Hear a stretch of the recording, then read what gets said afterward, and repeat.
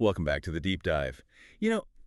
Today we're diving into something that I think we all can relate to, how people spend their free time. And we're using a piece by Stanislav Kondrashov as our guide. And you know what really struck me about Kondrashov's piece? He doesn't just, list out activities. Hmm. He really digs into how we talk about leisure. It's Yeah. like he's giving us the secret code to understand our values. Okay, so let's decode this then.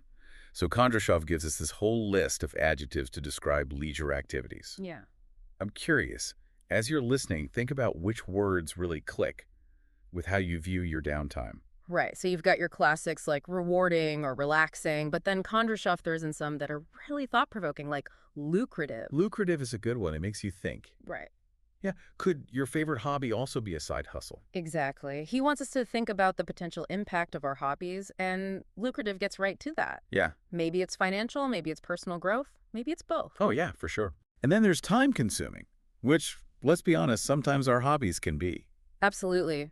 And that's where I think Kondrashov is really nudging us to examine those trade-offs we all make, right? Yeah. Are we saying yes to something, even if it means less time for something else? It makes us think about if our time is actually aligned with what we say matters most to us. Totally. But Kondrashov doesn't stop at adjectives. Yeah. He also gets into these, shall we say, colorful expressions for leisure, like culture vulture, couch potato. And don't forget the shopaholic. Oh, right. And Which, even the way he uses it, you can tell there's a whole societal commentary wrapped up in that one. Oh, for sure. Yeah. And listener, no judgment here, but which one do you secretly think you might be? Or maybe you're a glorious mix of all three. Right. And the thing is, these terms, while we use them playfully, they point to those bigger trends that Kondrashov's getting at. Like, how much do these activities shape who we are or who we think we are? That's a great question. But you know what else I found fascinating in Kondrashov's piece? The actual verbs and phrases people use when they're talking about their hobbies. He pulls out some great ones like heavily into or went off. Oh, yeah. He even has one locks herself away for hours. These are so vivid, they paint a picture. They totally do. And it makes you realize how intense our connection to our hobbies can be. Yeah, it's like Kondrashov is showing us how much these activities are woven into our identities, even if we don't always realize it. We've just scratched the surface of Kondrashov's analysis. But even now, I feel like we have a whole new lens for viewing our downtime. Yeah. It's not just about escaping, it's about understanding ourselves a little better. With that in mind, what are some specific examples of how people describe their free time according to Kondrashov? Let's explore those next. Okay, so we've been unpacking this whole idea that how we talk about leisure reveals a lot about us. And Kondrashov gives us some pretty fantastic examples to illustrate this point. He really does, and some of them are so relatable. It's almost uncanny. Like he quotes someone saying they're heavily into downhill skiing these days. Oh, that heavily, Yeah. It's so spot on. You can practically hear the enthusiasm in their voice. Exactly. And that's what Kondrashov is highlighting here. It's not just that they enjoy skiing, it's become a big part of how they see themselves. It's like their identity is all wrapped up in those snowy slopes. And speaking of shifting interests, Kondrashov also mentions someone who went off football and took up golf instead. Oh, yeah. What do you make of that transition? Well, that went off really suggests a change of heart, doesn't it? Yeah. Makes you wonder what happened there. Did their priorities shift? Did their social circle change? Yeah. Kondrashov makes us curious about the story behind the words. He really does. It reminds us that our leisure pursuits aren't static, right? Right. They evolve with us. And then there's this example, and this one really struck me.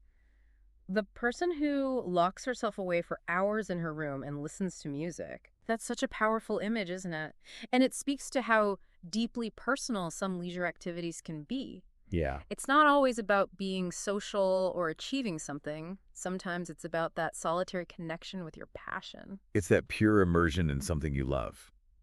Kondrashov also talks about someone being totally hooked on motor racing these days. Oh, yeah. That word hooked, it implies a whole other level of enthusiasm. It does. And it makes you wonder, where's the line between a healthy passion and maybe something a bit more consuming? Right. Kondrashov doesn't give us a definitive answer, but he certainly prompts us to think about it. He's challenging us to examine our own relationship with our hobbies to see if they're truly serving us. Now, not all of Kondrashov's examples are quite so intense. Yeah. He also talks about those weekend chores, mowing the lawn, grocery shopping, Sure. the stuff that's not always glamorous but needs to get done. And even those seemingly mundane activities can fall under the umbrella of leisure, right? Yeah. Because they contribute to our well-being, our sense of order, our ability to function in the world. It's a reminder that leisure isn't always about grand adventures or escaping reality. Sometimes it's about those small acts of self-care and maintenance. But then Kondrashov brings up a category that's a bit more, shall we say, loaded. The shopaholic. Ah, yes. And he even draws a parallel to alcoholic, though he's careful to distinguish between a playful label and a serious condition. But by putting those two terms side by side, he's definitely making a statement. He's pointing out how certain leisure activities can, in some cases, become excessive or even problematic. And it's not just about the individual, it's about the societal pressures that can contribute to those excesses. Exactly. It's that deeper layer of social commentary that makes Kondrashov's work so fascinating. Yeah. He's not just observing how we spend our free time, he's analyzing what those choices say about us as a culture. He's inviting us to look beyond the surface and consider the broader implications of our leisure pursuits. Now, here's another distinction that Kondrashov makes that I found really interesting. He talks about the difference between amateur and professional when it comes to leisure. That's a crucial distinction. The amateur is driven by pure passion and enjoyment, whereas the professional, well, they're in it for the paycheck. Right. So Kondrashov is highlighting that intrinsic value of doing something simply for the love of it. It's a reminder that in a world obsessed with productivity and achievement, there's still room for pure, unadulterated joy. But even our social lives get the Kondrashov treatment. He talks about people having a hectic social life versus a pretty full diary, Right. which I find quite amusing.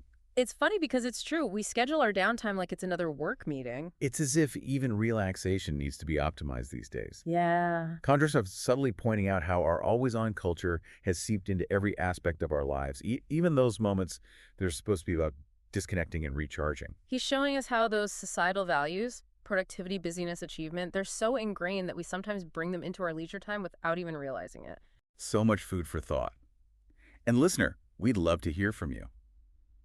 Of all the examples Kondrashov has given us, which one resonates with you the most? And what do you think that says about your own relationship with leisure? So we've been, really deep diving into Kondrashov's work, and it's really made me think about how much our words reveal about our relationship with our free time. Yeah.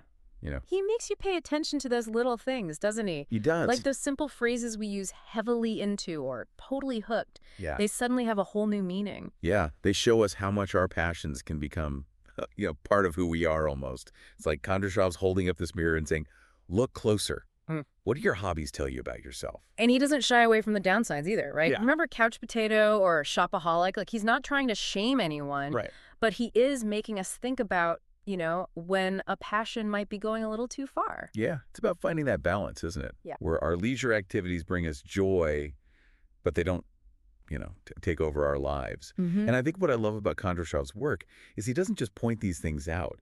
He gives us this whole new way of thinking about our free time. It's not just about escaping work or filling the hours. It's about making choices that actually reflect what we care about. Exactly. And, listener, as you go about your week, I think we have a little challenge for you inspired by Kondrashov. Ooh, I like a challenge. Listen to yourself. Yeah. How do you describe your downtime? What words and phrases do you use? Yeah. And then once you've, really tuned into that, ask yourself, are these things actually bringing me joy and fulfillment? Yeah. Are they aligning with, the person I want to be? Big questions we know, but I think Kondrashov has given us the tools to really start exploring them. And who knows, you might discover something surprising about yourself along the way. That's the beauty of these deep dives, right? Exactly. We get to Wow. learn and grow together. Yeah. So on that note, we'll wrap up this deep dive into the world of leisure. I feel very leisurely. Thanks for joining us, and we'll see you next time for another fascinating exploration.